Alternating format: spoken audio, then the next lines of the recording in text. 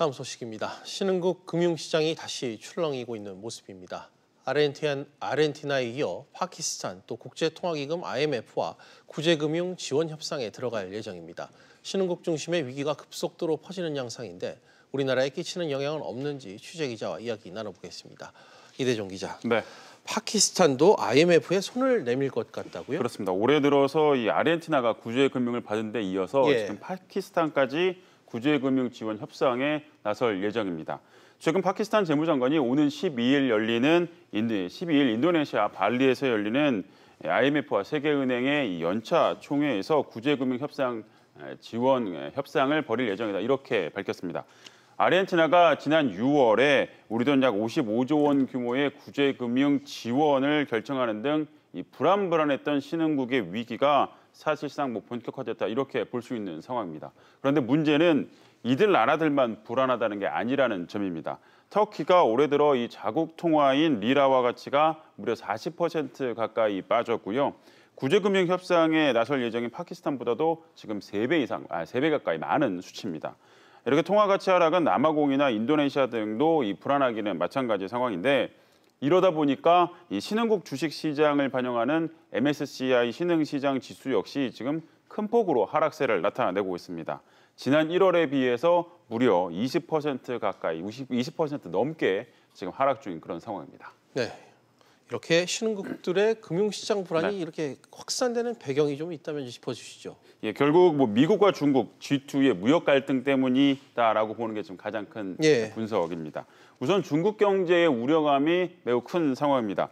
미국과 지금 무역 전쟁이 한창 중인데 중국이 하루가 멀다 하고 경기 부양책을 쏟아내고 있습니다.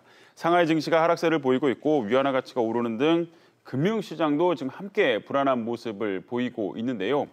특히 미국 금리 인상기에는 신흥국을 중심으로 해서는 금리를 올려야 되는 그런 상황인데 중국은 지금 지급 준비율을 떨어뜨리고 있는 등 지금 보통의 분석과는 좀 다르게 거꾸로 지금 가고 있는 그런 상황입니다. 유동성을 그러니까 풀고 있는 그런 상황이라고 볼 수 있는데 이러다 보니까 중국 같은 경우는 이런 지급 준비율 인하를 경기 하방 압력 때문이다 이렇게 분석을 하고 있는데 이러다 보니까 위안화 약세가 계속되고 있고 신흥국 시장의 이 통화 압박이 좀 클 것이다 이런 좀 분석이 지배적입니다.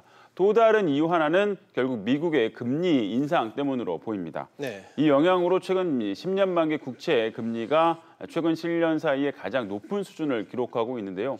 이렇게 미국 금리가 높아지게 되면 기관 투자자들을 중심으로 신흥국에서 자금을 빼내서 미국 자산에 투자하는 경우가 많게 됩니다. 이렇게 되면 자금 유출에 따른 신흥국의 금융 불안도 당분간 계속될 것으로 보이고 있는 상황입니다. 네, 아무래도 가장 걱정의 부분은 역시 우리나라에 미칠 영향 아니겠습니까? 그렇습니다. 현재까지 좀 전이 가능성 등은 없나요? 영향이 아예 없지는 않겠지만 당장은 큰 충격이 좀 덜할 거다 이런 분석이 많습니다.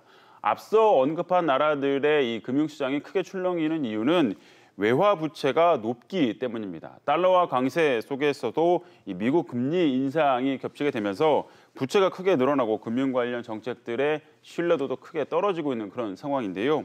우리나라는 상대적으로 지금 외화 부채 비중이 양호하고 해외 투자자들의 신뢰도가 다행히 높은 상황입니다. 그러다 보니까 신용 등급도 안정적으로 유지하고 있는 상황인데요. 물론 신흥국들의 위기 도미노가 우리나라에 아예 영향이 없지는 않겠습니다. 그래서 한국은행 등을 중심으로 이 신흥국 관련 모니터링을 집중적으로 벌이고 있는 상황입니다.